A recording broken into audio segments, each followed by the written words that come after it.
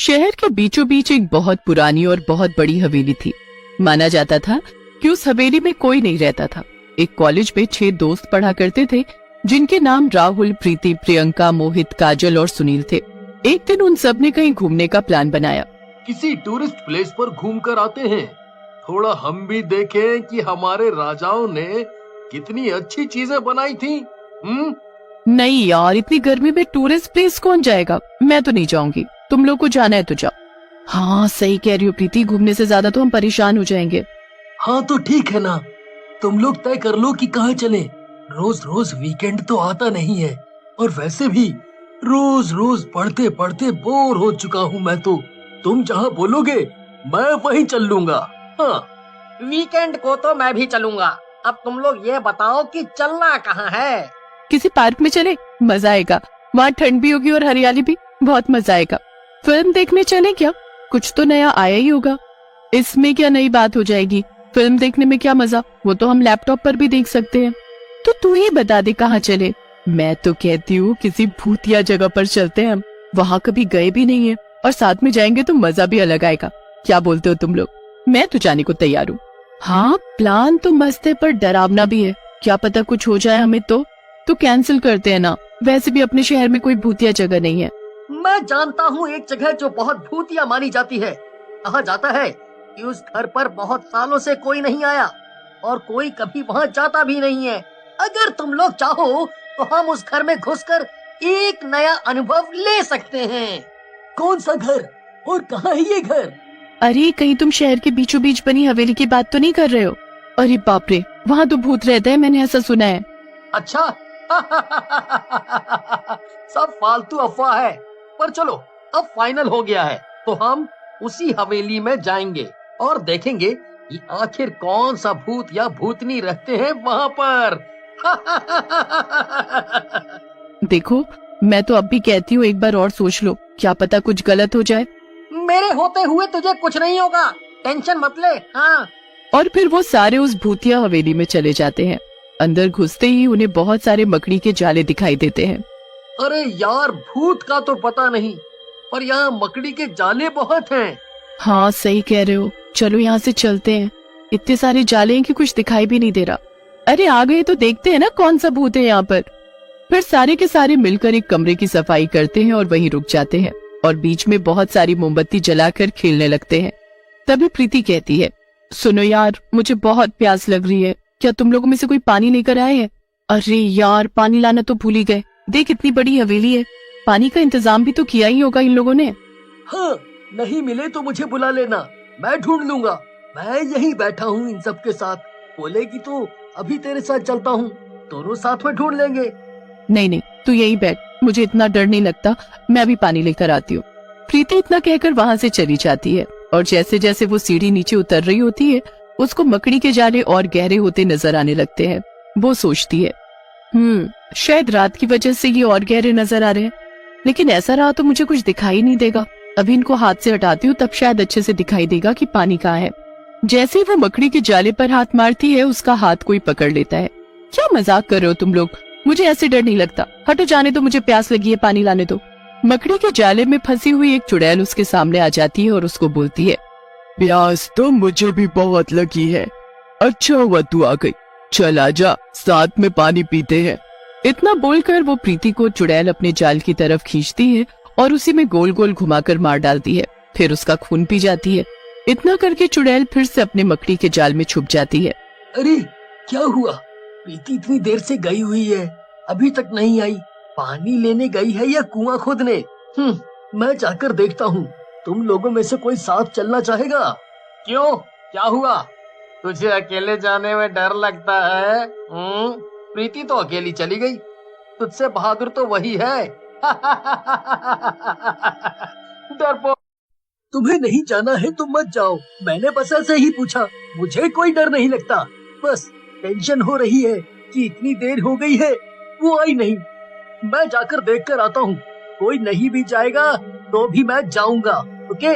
इतना बोलकर मोहित भी अपने कमरे से निकल जाता है और कॉरिडोर की तरफ घूमने लगता है और चिल्लाकर, प्रीति, प्रीति कहाँ है तू? इतनी देर हो गई। तभी उसको एक चीज की आवाज आती है। वो बोलता है, कौन है? कौन है वहाँ? प्रीति, तू है क्या वहाँ? उसको ये आवाज दूसरे रूम से आ रही होती है। वो उस रूम की तरफ बढ़ जाता है। रूम बिल्कुल साफ सुथरा होता है, वहाँ कोई भी मकड़ी का जाला नहीं होता। कमाल है, एक रूम तो हमने साफ किया, बाकी तो हर जगह मकड़ी का जाला था। तो ये रूम इतना चमक कैसे रहा है? यहाँ पर सच में कोई रहता है? शायद यही प्रीति को मिला होगा, जाकर देखता हूँ। मोहित अच्छे से साफ रूम में घुसता है और देखता है कि वहाँ पर एक बड़े से टेबल पर खाना सजा हुआ होता है। इतना सारा खाना, भूख भी बहुत लगी है। ये बोलता हुआ वो एक कुर्सी पर बैठ जाता है। जैसे ही वो कुर्सी पर बैठता है, उसके गले में एक मकड़ी का जाला आकर फंस जाता है और वो चिल्लाने लगता है। धीरे धीरे मकड़ी का जाला उसके पूरे शरीर पर लिपट जाता है। तभी वहाँ चुड़ैल जाले के बीच से निकलती है और बोलती है, कोई नहीं बचा पाएगा तुझे, यहाँ मेरा राज चलता है। मैं यहाँ आने वाले लोगों को मकड़ी के जाल में फंसाकर मार डालती हूँ और उन्हें खा जाती हूँ। इतना बोलकर चुड़ैल मोहित को मार डालती है, लेकिन उसके चीखने की आवाज बाकी के 4 दोस्तों तक पहुंच जाती है। वो घबराकर बाहर आते हैं। ये तो मोहित की आवाज थी, चलो देखते हैं क्या हुआ। मैंने कहा था ना कि कुछ गलत हो सकता है। तुम लोगों को हर चीज में मस्ती सूझती है। अब देखो मोहित और प्रीति पता नहीं कहाँ चले गए। ऊपर से मोहित के चीखने की आवाज आ रही है। तू हर बात पर इतना डर क्यों जाती है? क्या पता मोहित हमें डराने की कोशिश कर रहा हो। हाँ, क्या पता वे दोनों हमें डराने की कोशिश कर रहे हो। मिलकर प्लान किया हो दोनों ने, कुछ भी हो सकता है। देखते हैं जाकर। नहीं, मगर काजल सही कह रही है, क्या पता कुछ गलत हो गया हो। हमें यहाँ से चलना चाहिए, मुझे डर लग रहा है। वो चारों जैसे ही गेट की तरफ पहुँचते हैं, गेट बंद हो जाता है और पूरे गेट पर मकड़ी का जाला फैल जाता है और उस जाल में से एक भयानक चुड़ैल बाहर निकलती है। क्या हुआ? तुम लोग तो भूतनी देखने आए थे ना? नहीं देखनी। यहाँ कोई भूत नहीं रहता, यहाँ मैं रहती हूँ, चुड़ैल। इतना कहकर वो सुनील की गर्दन से सुनील को उठा लेती है और फिर नीचे पटक देती है और एक बार फिर अपने जाल में फंसाकर सुनील को उन तीनों के सामने मरोड़ देती है और फिर खा जाती है। राहुल, काजल और प्रियंका बहुत डर जाते हैं और खिड़की से कूदकर बाहर पहुंचते हैं। वो लोग जंगल की तरफ भाग ही रहे होते हैं कि अचानक राहुल और प्रियंका के पैरों को मकड़ी के जाले जकड़ लेते हैं। चुड़ैल उन्हें जालों में जकड़कर पैरों से खींचते हुए अपनी हवेली की तरफ ले जाती है और पेड़ पर टांग देती है और फिर अपने नाखूनों से दोनों का पेट फाड़ देती है। ये सब देख काजल एक पेड़ के पीछे छुप जाती है।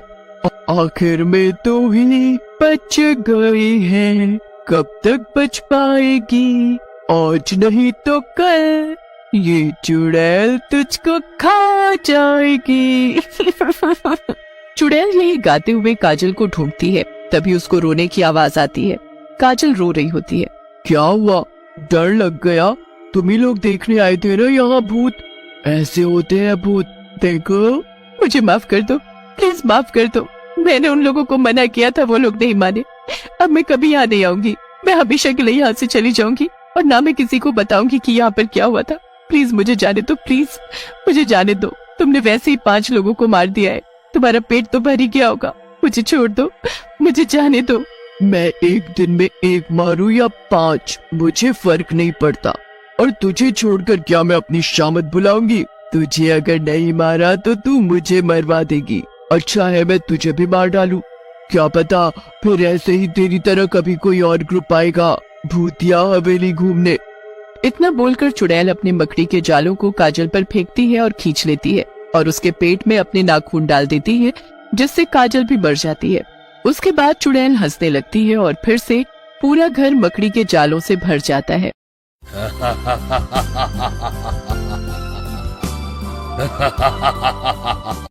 राजू नाम का एक किसान था। राजू एक दिन पास की सब्जी मंडी में अपनी प्याज बेचने गया। प्याज बेचते बेचते उसे शाम हो गई। हे ईश्वर, मुझे तो पता ही नहीं चला, आज तो शाम हो गई प्याज बेचते बेचते। अब उस जंगल से गुजर के जाना होगा। अब मेरी रक्षा करना ईश्वर। क्या हुआ राजू भाई, घबराए हुए क्यों लगते हो? आज तो तुम्हारी बिक्री भी सही हुई है, फिर तुम ऐसा सड़ेला मुंह बनाकर क्यों बैठे हुए हो? कालू भाई, शाम हो गई है, गांव पहुंचते पहुंचते रात हो जाएगी और रात में जंगल से जाना मतलब मौत के मुंह में जाना। तुम्हें तो पता ही होगा उस जंगल में जाकर कितने लोग अपनी जान गंवा चुके हैं। हाँ राजू भाई, कहते तो तुम ठीक हो, पर अब जाना तो पड़ेगा ही। भगवान का नाम लो और चले जाओ। फिर राजू अपना सामान बटोर कर अपने गांव की ओर चल देता है। थोड़ी देर में वह जंगल के करीब पहुंच जाता है। जय श्री राम, जय हनुमान, हे ईश्वर मेरी रक्षा करना। फिर राजू जंगल में घुस जाता है। उसे बहुत डरावनी आवाजें आ रही होती हैं।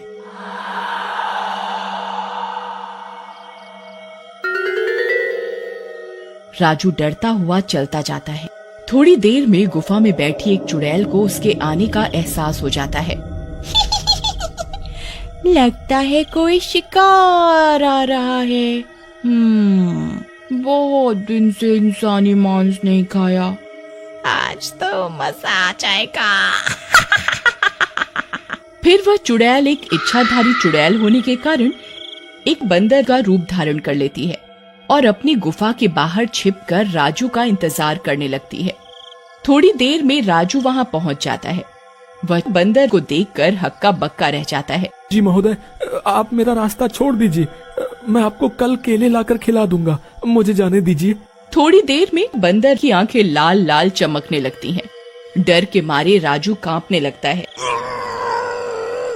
फिर वह बंदर राजू को उठाकर गुफा में ले जाता है और उसे खा जाता है।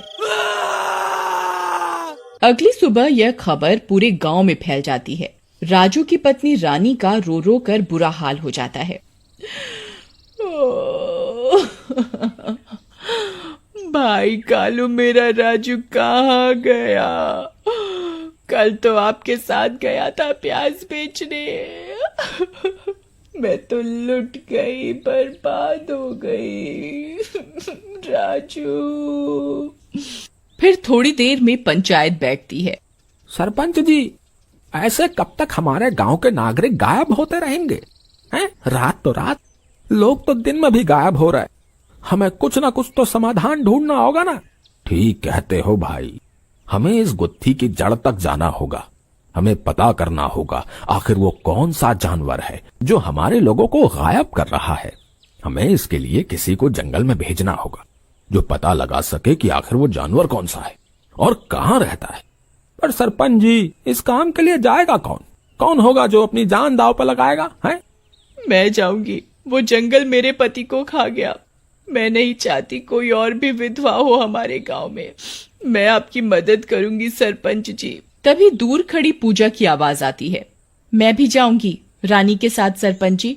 वो जंगल मेरे भी पति को खा गया। मैं भी इस सब में आपकी मदद करूंगी। ठीक है, तुम दोनों जाओ। तुम बस इस हैवान का ठिकाना मालूम कर लेना, बाकी हम उसे कल देख लेंगे। फिर वे दोनों जंगल में निकल जाती हैं। थोड़ी देर में वे चुड़ैल की गुफा के आसपास पहुंच जाती हैं। चुड़ैल को उनके आने का एहसास हो जाता है। अरे वाह, लगता है कोई मूर्ख इंसान आ रहा है। आज तो फिर मजे से खाऊंगी। फिर वह चुड़ैल फिर से बंदर का रूप ले लेती है और गुफा के बाहर आकर छिप जाती है। थोड़ी देर में रानी और पूजा उसके सामने आ जाती हैं। रानी दीदी, मुझे लगता है यही वो जो सबको खा जाता है। हाँ रानी, मुझे भी यही लगता है। जरा इसकी लाल आंखें, बड़े दांत और ये अजीब सा नीला सिर तो देखो। तभी वह बंदर गुर्राने लगता है। भाग पूजा, अपनी जान बचाकर भाग। वे दोनों भागने लगती हैं, पर बंदर पूजा को अपने दांतों से पकड़ लेता है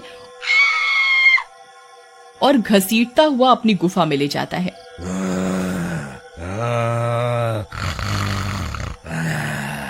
रानी भागते भागते अपने गांव की ओर आ जाती है। अरे रानी, इतना हाफ क्यों रही हो? और वो पूजा कहाँ है? फिर रानी अपनी सारी आप बीती सबको बताती है। तो अब समझ में आया, वो ही हमारी जान का दुश्मन है। चलो गांव वालों, लठ, बंदूकें और सभी तरह के हथियार रख लो। हम उसका आज खात्मा ही कर दें। फिर सारे गांव वाले हथियार लेकर उस गुफा के पास पहुंच जाते हैं। चुड़ैल को पता चल जाता है। उस बची हुई लड़की ने गांव वालों को सब कुछ बता दिया है। मूर्ख गांव वालों, इन्हें ये नहीं पता मैं एक इच्छाधारी चुड़ैल हूँ। अपनी मौत के मुंह में आ गए।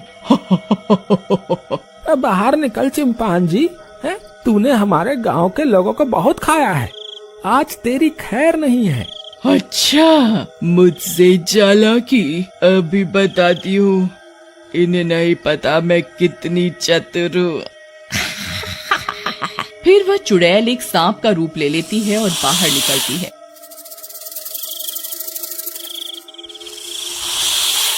अरे सरपंच जी, सांप कितना अजीब दिखने वाला सांप है। हाँ भाई, पर हमें तो उस मक्कार चिंपांजी की तलाश है। इसे जाने दो, इसने हमारा क्या बिगाड़ा है। फिर वह भूतिया सांप झाड़ियों में चला जाता है। मूर्ख कहीं के, भूख लगी है, इनमें से किसी को खा लेता हूँ। फिर वह सांप अपनी पूंछ लंबी करके एक गांव वाले को अपनी ओर तेजी से खींच लेता है।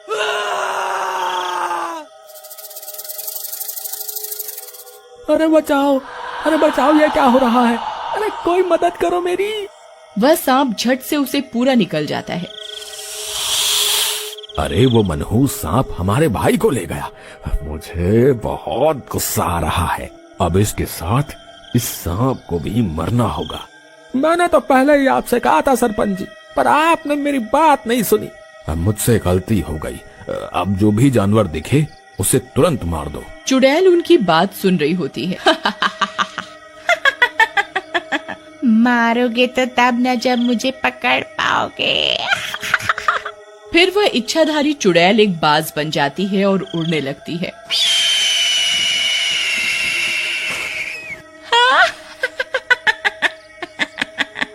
यहाँ तक कैसे पहुँचेंगे ये गांव वाले? मुझे मारने आए हैं। अभी सबक सिखाती हूँ इन्हें। फिर वह बाज उड़ता हुआ उन गांव वालों के करीब आ जाता है और अपने बड़े बड़े पंजों में एक गांव वाले को उड़ाकर ले जाता है। सभी गांव वाले हाहाकार करने लगते हैं। अरे भाइयों, भागो यहाँ से। यहाँ तो सारे जानवर ही इंसानी खून के प्यासे हैं। अरे अपनी जान बचा के भागो रे भागो। अगर हम भाग गए तो ये हमारे उन भाइयों के प्रति अपमान है जिन्होंने अभी अभी अपनी जान दी। हमें कुछ सोचना होगा, कुछ तो गड़बड़ है यहाँ। सरपंच जी, मैंने एक चीज पर गौर किया है। उस सांप का सिर भी नीला था, इस बाज का सिर भी नीला था, और रानी ने जो चिंपांजी बताया था उसका सिर भी उसने नीला ही बताया था। मुझे लगता है इन सब बातों में कोई ना कोई गहरा राज जरूर छिपा है। हाँ, पर करें क्या कालू भाई? अब हम चुपचाप उस बाज को ढूंढते हैं बिना शोर मचाए, ताकि उसे एहसास न हो हमारे होने का। तभी हमें असलियत पता चल पाएगी। फिर वह उस बाज को ढूंढते हैं। थोड़ी देर में वह देखते हैं वह एक पेड़ पर बैठा है, उस गांव वाले की लाश के ऊपर जिसे वो उड़ा ले गया था। थोड़ी देर में वह बाज चुड़ैल बन जाता है और उस गांव वाले को खाने लगता है। सरपंच जी, जल्दी निकलते हैं यहाँ से। ये एक इच्छाधारी चुड़ैल है। हम गांव चलकर इसका समाधान निकालेंगे। फिर गांव पहुंचने पर क्या किया जाए कालू? तुम्हारे चतुर दिमाग की वजह से हमें उस चुड़ैल की असलियत तो पता चल गई, लेकिन उससे छुटकारा कैसे पाएं? हम इस पूरे जंगल में ही आग लगा देते हैं। ये जंगल उस चुड़ैल का घर है। वो किसी भी रूप में हो, जल कर मर जाएगी। हाँ, सही कहते हो भाई, सही कहते हो। हम अभी आग का इंतजाम करते हैं। फिर वे सब गांव वाले उस जंगल में आग लगा देते हैं। थोड़ी देर में चुड़ैल के तड़पने की आवाजें आने लग जाती हैं, बहुत तेज तेज।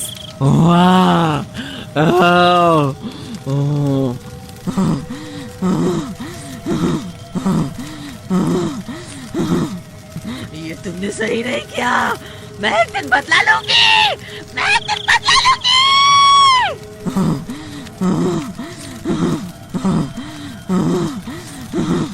इस तरह वह उस इच्छाधारी चुड़ैल से अपना पीछा छुड़ाते हैं।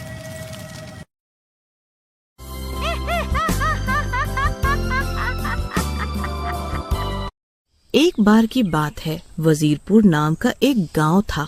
उस गांव के पास ही एक जंगल था, जहां पर एक चुड़ैल रहती थी, जिसके पैरों में घुंघरू बंधे हुए थे।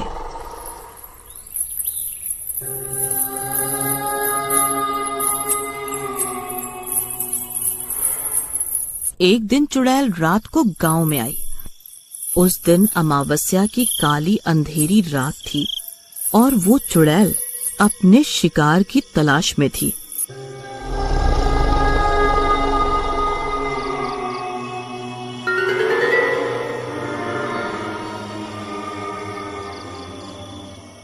और वो गांव में कमल के घर के सामने नाचने लगी, जिससे उसके घुंघरू तेज तेज बजने लगे।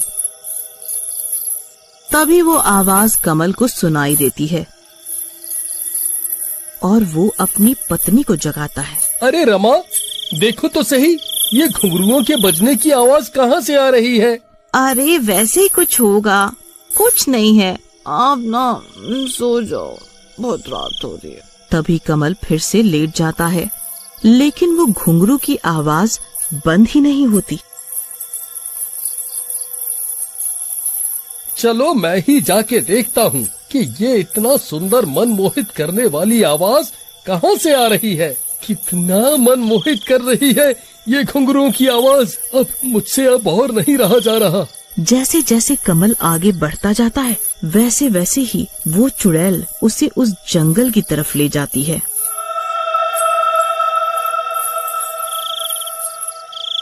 और कमल उस घुंघरू वाली चुड़ैल के सामने पहुंच जाता है। अरे ये क्या? तुम तो चुड़ैल हो और वो घुंघरू भी तुम ही बजा रही थी।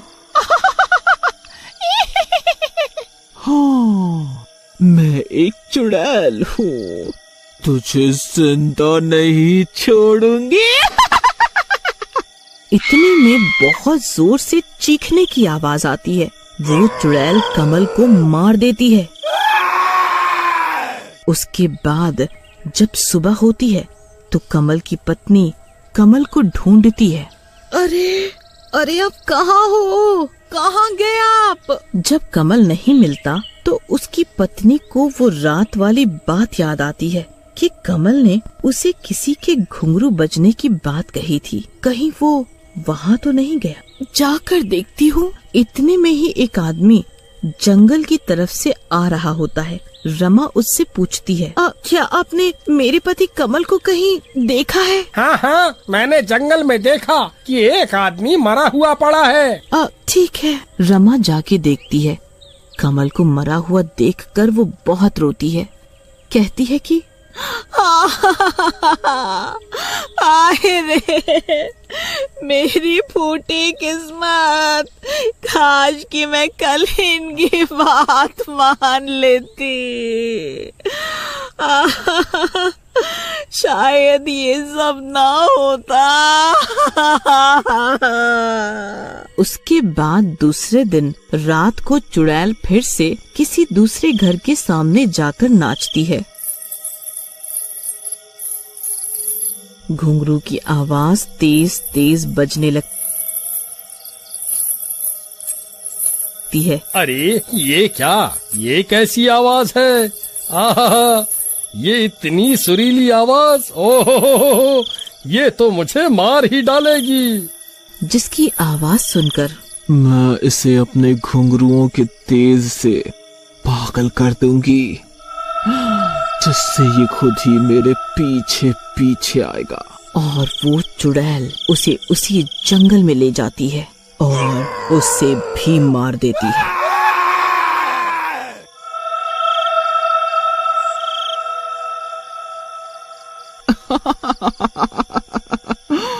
मैं ऐसे ही रोजाना एक घर में से रोज एक आदमी को मारा करूंगी और इससे ही मेरा पेट भरेगा।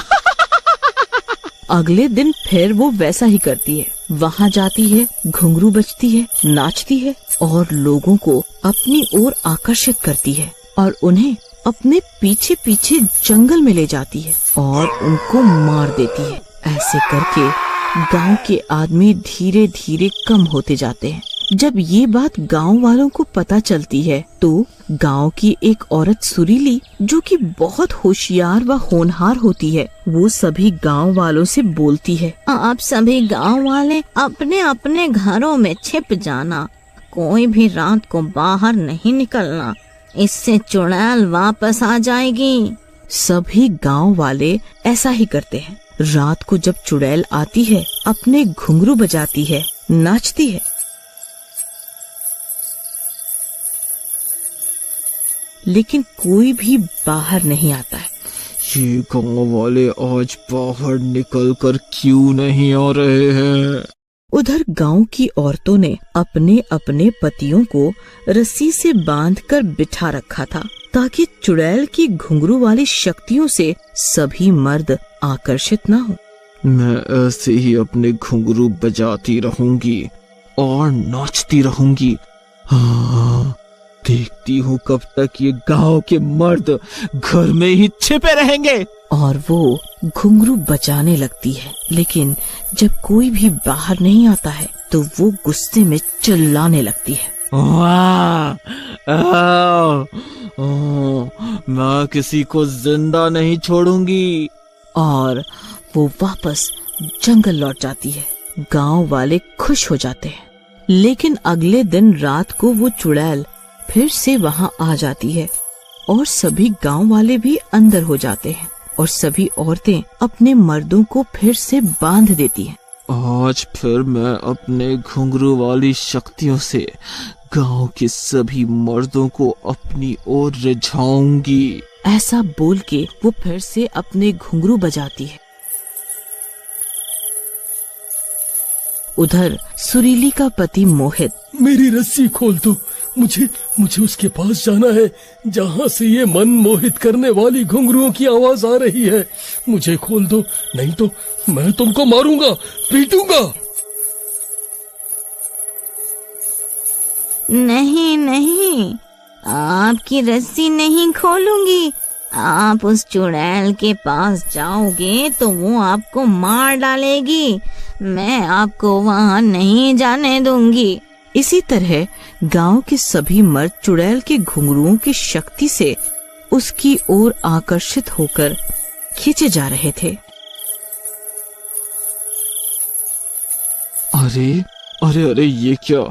मेरी भी शक्ति कम होती जा रही है, क्योंकि मेरा 2 दिन से पेट नहीं भरा, जिसकी वजह से मेरी शक्ति कम हो रही है। ऐसे तो ये गांव वाले मेरे पास आएंगे ही नहीं। लेकिन वो फिर भी नाचने लगती है। उधर गांव के सभी मर्द चुड़ैल के घुंघरुओं के आकर्षण से अपनी अपनी रस्सी तोड़ के उस चुड़ैल के पास पहुंच जाते हैं।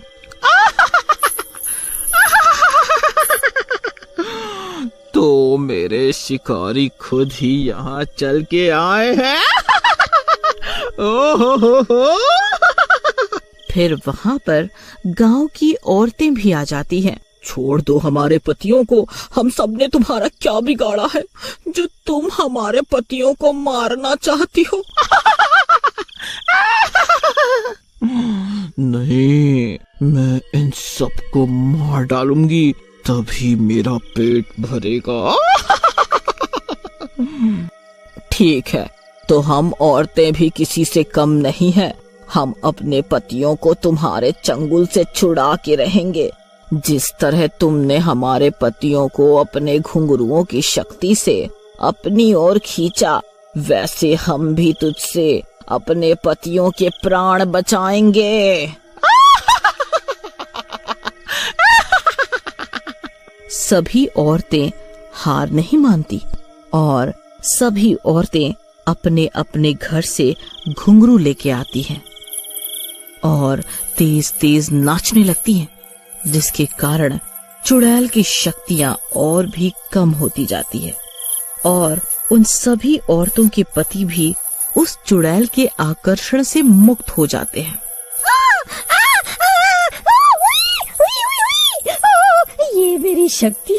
ये मेरी शक्तियाँ तो बिल्कुल ही कम हो गई।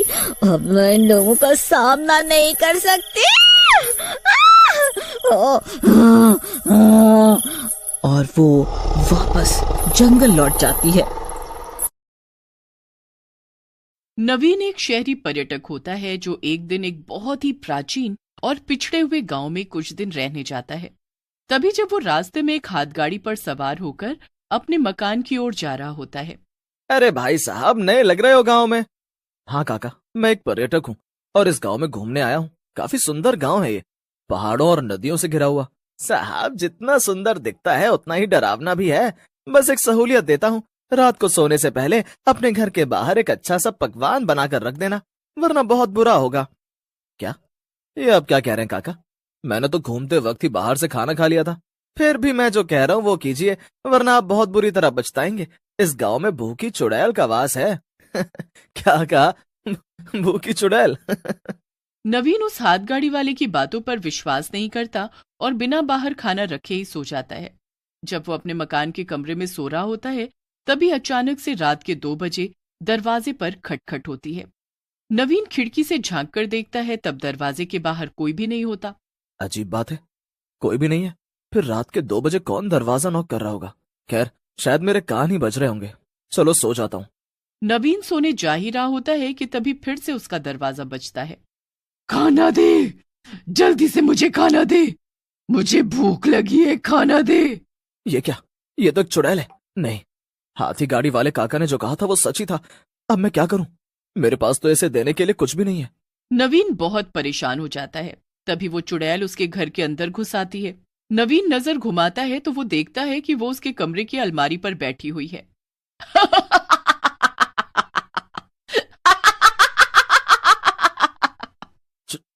चुड़ैल, तुम अंदर कैसे आ गई? निकल जाओ यहाँ से। तेरी इतनी हिम्मत, तू मुझे निकलने का आदेश देगा? मैं एक सर्वशक्तिशाली चुड़ैल हूं और आज तूने इस गांव का नियम तोड़ा है। नियम? कैसा नियम? तूने मेरे लिए घर के बाहर खाना ना रखकर बहुत बड़ी गलती कर दी है। अब तुझे उस गलती की सजा भुगतनी होगी। मेरी आंखें! नहीं, नहीं। अगले दिन नवीन के मकान में सरपंच समेत बाकी गांव वाले भी इकट्ठा हो जाते हैं और नवीन के बड़े भाई रोहित और भाभी शिखा को गांव में उसकी देखरेख करने के लिए बुलाया जाता है। मैंने उस चुड़ैल को खाना नहीं दिया, इसीलिए उसने मेरी आंखें निकाल ली और अपने साथ ले गई। अब मैं क्या करूं? मैं तो अंधा हो गया भैया भाभी। सरपंच जी, अगर आपके गांव में उस भूखी चुड़ैल का खौफ फैला हुआ है तो आपको हर एक पर्यटक और बाहर से आने वाले व्यक्ति को बताना चाहिए था ना। नहीं रोहित भैया, मुझे पता था। मुझे एक हाथ गाड़ी वाले काका ने बोला था, लेकिन मैंने उनकी बातों पर विश्वास नहीं किया और सो गया बगैर खाना रखे ही। सरपंच जी, उस भूखी चुड़ैल के लिए दरवाजे के बाहर खाना रखना इतना जरूरी क्यों है? बेटी, ये बहुत सालों पहले की बात है। इस गांव में कपालिका नाम की एक औरत अपने पति और सास ससुर के साथ रहती थी, लेकिन वो कपालिका को बहुत मारते थे और उसे खाना न देकर भूखा रखते थे, जिस कारण एक दिन उसकी मौत हो गई और उस दिन से वो चुड़ैल बनकर सबको परेशान कर रही है। लेकिन इस चुड़ैल को रोका भी तो जा सकता है ना। आप लोगों ने कुछ कदम क्यों नहीं उठाया? नहीं, कोई टोना टोटका काम नहीं आया। हमने सब कुछ करके देख लिया, लेकिन वो भूखी चुड़ैल बहुत भयानक और शक्तिशाली है। अगर किसी ने उसे खाना नहीं दिया तो वो उस व्यक्ति के साथ बहुत बुरा करती है और उसे किसी न किसी तरह से अपाहिज करके चली जाती है। हे भगवान! रोहित, तुम देवर जी को यहाँ से ले चलो। ये गांव खतरे से खाली नहीं। यहाँ की भूखी चुड़ैल हमारे साथ भी गलत कर सकती है। हाँ शिखा, तुम सही कह रही हो। नहीं नहीं रोहित बेटा, ऐसा मत करो। अगर तुम दोनों चुड़ैल को खाना दिए बगैर ही गांव से चले गए तो वो तुम दोनों को भी नहीं छोड़ेगी। नहीं सरपंच जी, ऐसा कुछ नहीं होगा। हम दिन में ही निकल रहे हैं आज। हम शहर जाकर देवर जी का इलाज करवाएंगे। हाँ सरपंच जी, ऐसा मत कीजिए। आपको उस चुड़ैल को खाना तो खिलाना ही होगा। हाँ, एक बार जब कोई इस गांव में आता है और वो उस भूखी चुड़ैल कपालिका को खाना दिए बिना ही चला जाता है, तब वो उस व्यक्ति के पीछे हाथ धोकर पड़ जाती है। रुक जाइए और उसे खाना देकर ही जाइए। शिखा और रोहित दोनों सरपंच और गांव वालों की बात नहीं सुनते हैं और अपनी मनमानी करते हुए एक बैलगाड़ी पर सवार होकर नवीन को लेकर गांव से बाहर जाने के लिए प्रस्थान करते हैं। बैलगाड़ी चलाने वाली एक औरत होती है। खामखा सभी गांव वाले हमें कुछ भी कह रहे थे। अच्छा हुआ कि हम जल्दी से इस भूतिया गांव से बाहर निकल रहे हैं। हाँ शिखा, धन्यवाद शिखा भाभी। रोहित भैया, तू चिंता मत कर। नवीन, मैं हूं ना, तू जल्दी ठीक हो जाएगा मेरे भाई। तभी अचानक से बैलगाड़ी एक खाई पर जाकर रुक जाती है। ये क्या? ओ बैलगाड़ी वाली, तुम्हारा दिमाग खराब हो गया है क्या? यहाँ खाई पर क्यों लाई हो तुम बैलगाड़ी? तभी वो औरत उनकी बातों का कोई जवाब नहीं देती। अरे कानपुर में हड़ताल है क्या तुम्हारे? सुनाई नहीं दे रहा है क्या? तभी वो औरत पीछे मुड़कर देखती है और उसकी डरावनी शक्ल देखकर रोहित और शिखा के होश उड़ जाते हैं। वो और कोई नहीं बल्कि चुड़ैल तुम दोनों को क्या लगा? तुम दोनों मुझे खाना दिए बिना इस गांव से चले जाओगे? तुम्हें इस गांव की परंपरा को निभाना चाहिए था, लेकिन तुम दोनों ने अपनी होशियारी दिखाई। अब उस होशियारी की सजा तो भुगतनी ही होगी।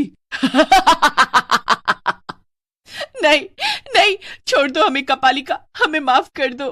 हाँ कपालिका, छोड़ दो हमें। मेरे भैया और भाभी को बख्श दो कपालिका। कपालिका कभी किसी को माफ नहीं करती। गलती की है तो सजा तो भुगतनी ही पड़ेगी।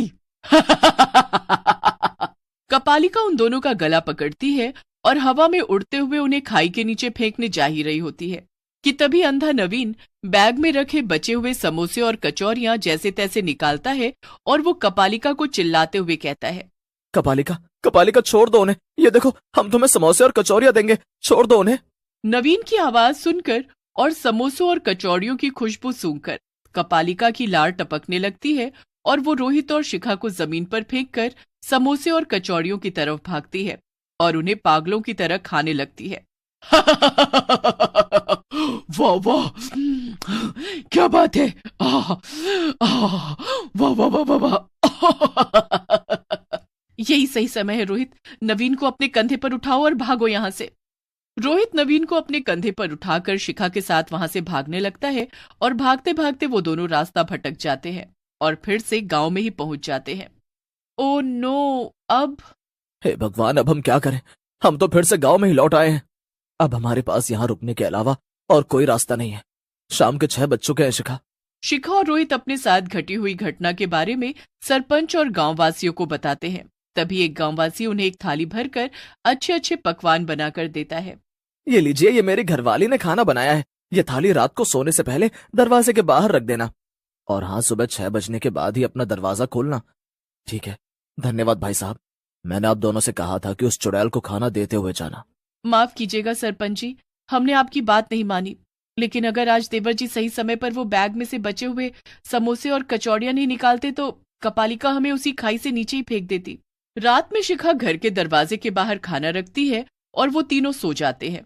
उनके पड़ोस में रहने वाले बिरजू के दरवाजे के बाहर रखा हुआ खाना एक सड़क का कुत्ता खा लेता है और जब कपालिका ये देखती है तो वो गुस्से में आग बबूला हो जाती है।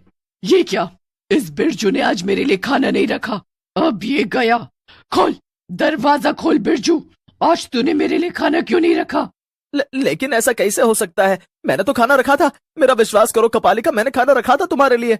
झूठ मत बोल बिरजू के बच्चे, आज तो मैं तुझे नहीं छोड़ूंगी, नहीं छोड़ूंगी। चुड़ैल कपालिका की आवाज सुनकर शिखा और रोहित उठ जाते हैं और वो अपने घर की खिड़की से बिरजू के घर के बाहर हो रहे इस तमाशे को देखते हैं। हे भगवान, लगता है बिरजू भैया की थाली का खाना गली का कुत्ता खा गया। हाँ रोहित, जब मैं अपने दरवाजे के बाहर खाना रख रही थी तभी बिरजू भैया भी रख रहे थे, लेकिन अभी उनकी थाली में से सारा खाना गायब हो चुका है। इसका मतलब कुत्ते या किसी और जानवर ने ये किया होगा। रोहित, हम बिरजू भैया को और इस गांव को इस भूखी चुड़ैल कपालिका से बचा सकते हैं। गांव वाले बेवकूफों की तरह इसे रोज खाना देते रहते हैं, लेकिन कभी किसी ने ये नहीं सोचा कि खाना देने के बहाने ही उसे खत्म भी किया जा सकता है। शिखा तुरंत अपने पास बचे हुए खाने को एक थाली में परोसती है और उसमें गांव के भव्य शिव मंदिर से मिली भस्म मिलाती है। अब देखना, इस भस्म से मिले हुए खाने को खाकर कैसे भूखी चुड़ैल कपालिका का अंत होगा। वाह शिखा, इतनी सी बात किसी के ध्यान में नहीं आई कि कपालिका को खाने से मारा जा सकता है। शिखा और रोहित कपालिका के सामने वो खाना ले जाते हैं और उस खाने को देख कपालिका की लार टपकने लगती है। अरे वाह, खाना, बढ़िया बढ़िया खाना। नहीं, ये तुम लोगों ने अच्छा नहीं किया। सभी गांव वाले कपालिका की इतनी तेज आवाज सुनकर जाग जाते हैं और वहां इकट्ठा हो जाते हैं। शिखा बेटी, आज तुमने वो कर दिखाया जो हम अनपढ़ गांव वाले कभी नहीं कर पाए। कभी कभी हम इंसान भी किसी पहेली को सुलझाने के लिए दुनिया भर की तिकड़म लगा लेते हैं, लेकिन असल में उस पहेली का हल तो बहुत आसान ही होता है। धन्यवाद शिखा भाभी, आपने इस गांव को उस भूखी चुड़ैल के कहर से मुक्त किया है। कपालिका जलकर राख हो जाती है। इस तरह अंत में भूखी चुड़ैल खत्म हो जाती है, जिसके बाद रोहित और शिखा शहर जाकर नवीन का इलाज करवाते हैं और साथ ही उस गांव में सभी लोग बिना किसी डर के आराम से रहने लगते हैं।